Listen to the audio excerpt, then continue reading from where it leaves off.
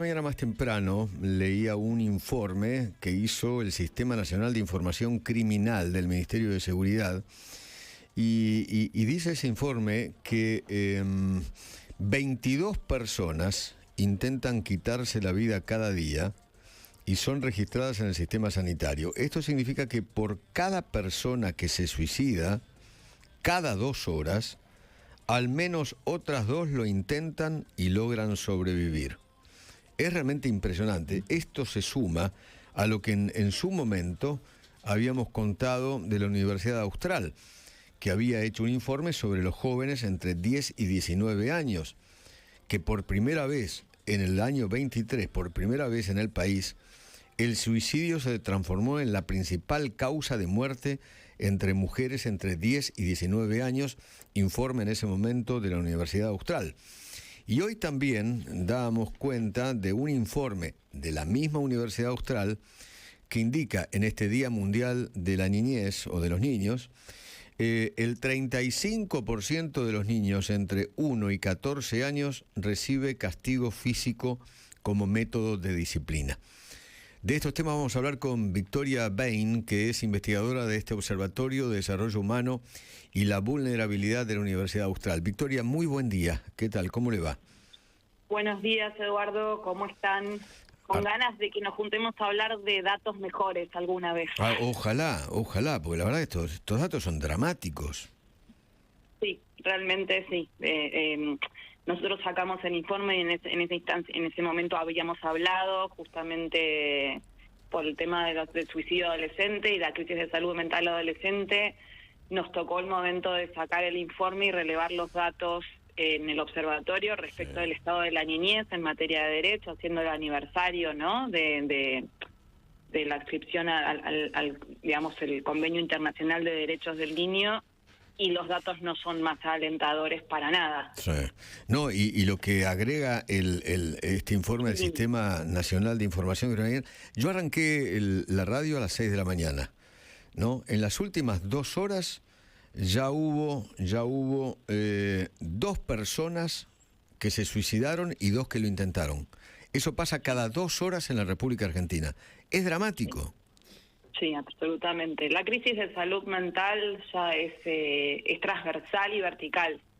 Y no discrimina sectores, y no discrimina edades tampoco. Claro. Y hablemos de este informe que ustedes hicieron sobre el castigo físico a los niños, que realmente me impresionó. Los números son impresionantes. A ver, encontramos que en materia de derechos los niños en la Argentina siguen estando en una situación de vulnerabilidad muy extrema y crítica. Lo vimos en relación al maltrato, a la violencia, lo vimos en relación al hábitat, a la educación y al acceso a la salud, ¿no? Estamos en un momento donde estamos intentando estar aunque sea en la convergencia, donde nos planteamos como sociedad y nosotros como profesionales planteamos en esta forma de criar sin violencia, y nos encontramos con algunas problemáticas donde se empezó a confundir todo porque no hay, desde los organismos estatales y desde los organismos públicos, tampoco de los privados, no hay orientación para los padres en relación a, no hay que pegar, se dijo de golpe, pero ¿qué hay que hacer? Claro. Y además, si lo sumas a esto que estamos viendo de los números tanto en adultos como en jóvenes respecto de la crisis de salud mental, que lamentablemente muchas veces termina en un intento de suicidio que puede fallar o no, ese intento, estas son las personas que también están criando. Entonces, de nuevo hablamos de la tormenta perfecta en materia de salud mental y de la falta de respuesta que tenemos nosotros como organismo, digamos, general. Claro. Ahora, los números son impactantes, ¿no? Porque la mitad de los niños, más de la mitad de los niños, reciben agresión verbal y 35% castigo físico. Sí. Y el 6% castigo físico severo. ¿Qué significa severo? ¿Los mandan al hospital? Incluye, sí, golpear con un cinturón o con un objeto, o sea, golpear ya con un objeto, golpear en la cara, en la cabeza, dar una paliza. pegar una y otra vez lo más fuerte que puede. Generalmente castigo severo, que es el casi el 7% de los niños en Argentina, termina en hospitalizaciones, ¿no? En el hospital, claro. Exactamente. Buenos días, Victoria, el doctor Cormillo te habla. Buenos días, doctor. Quería preguntarle cómo se diferencia un adolescente triste de un adolescente que está en riesgo y qué es lo que hace el padre o cuáles son los errores que solemos cometer.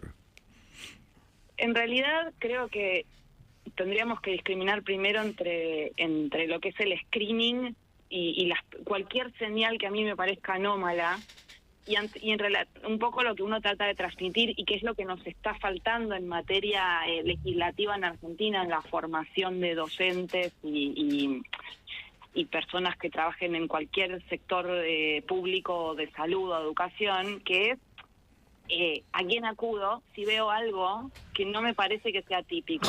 Eso es lo primero, incluyendo a los padres, porque a veces no le podemos pedir al padre que discrimine si es una conducta adolescente típica o es depresión, pero sí le podemos pedir que si hay algo que le llama la atención, inmediatamente actúe. Lo mismo el sistema educativo, inmediatamente actúe, y eso no está funcionando, el sistema está fallando, no está implementado, no está legislado correctamente, y no tienen a dónde acudir. Pero, Victoria, por eso, ¿qué es actuar? Sí. Cuando usted dice... Actuar es, por ejemplo, bueno, ahí es donde también te falla el sistema, porque decís que es actuar, en Argentina no está para nada claro, y no está contemplado, y ese es parte del drama que estamos viviendo a nivel salud mental. Actuar implicaría, en cualquier caso, por lo menos hacer una derivación, una consulta, una interconsulta psicológica o psiquiátrica, en materia de maltratos, hacer denuncias, pero de nuevo, no está centralizado, hay números de teléfono donde uno puede denunciar en Argentina, que ya los pasamos, que me parece fundamental, que tienen que ver con las denuncias por maltrato. Repítalo, ¿cuál es? Sí, tenemos a ver si, espérame, porque yo estos nunca me los acuerdo, que tenemos los teléfonos, la línea 102. 102. Sí, que es el más directo, es un servicio gratuito y confidencial de atención especializada en los derechos de niños y adolescentes. 102, ok. 102, que ofrece ayuda, escucha, contención, orientación para niños, niñas y adolescentes. Bien. Y también se puede denunciar abuso. Y también está disponible la línea 137, opción 1, que también es una línea gratuita y confidencial para la atención de víctimas de violencia familiar y sexual, que está disponible 24 horas. Bueno. Primero denunciar un poco lo que estamos en materia de legislativa, estamos tratando de que se implemente, entre otras cuestiones, el tema de la denuncia, porque si no hay denuncia no hay aparato estatal o de salud que pueda responder. Claro. Sumo un dato, buen día, soy Gabriel Iesi, ¿cómo le va? ¿Qué tal, Gabriel? Para sumar, bien, gracias. La Oficina de Violencia Doméstica de la Corte, que en la última estadística registró un aumento considerable de denuncias contra niños, niñas, adolescentes, tiene su sede y atiende 24 horas en la Valle 1250, frente al Palacio de Tribunales. Las 24 horas, los 365 del año, es otra opción también en forma presencial para denunciar con un gabinete que atiende en el lugar. Yo quería para preguntarle... denunciar solo, con residencia en la Ciudad Autónoma de Buenos Aires, porque la OBD solo atiende los casos de la Ciudad de Buenos Aires. Por ejemplo, en Provincia de Buenos Aires uno puede acudir a las comisarías de la mujer o directamente al juzgado. Claro. Yo quería preguntarle, Victoria, ¿cómo podemos contribuir los que somos comunicadores en salud, los que estamos en medios masivos, para favorecer la detección o fortalecer los factores que fortalezcan al chico, ¿no? Hay que hablar de salud mental, hay que hablar de emociones, hay que hablar de la vulnerabilidad que atraviesa la etapa evolutiva de la infancia y de la adolescencia. Hay que cuidar a los cuidadores.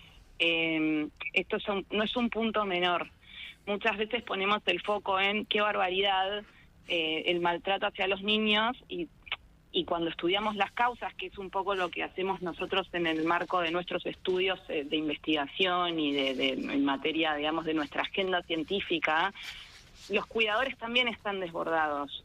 Y el cuidador desbordado es el que muchas veces en la infancia con los hijos entra en este ciclo vicioso de castigo físico empeora el problema de conducta y desregulación, ese problema de conducta y desregulación del niño impacta todavía más en la desregulación del adulto, que tiene cada vez más estrés, que contribuye al castigo físico.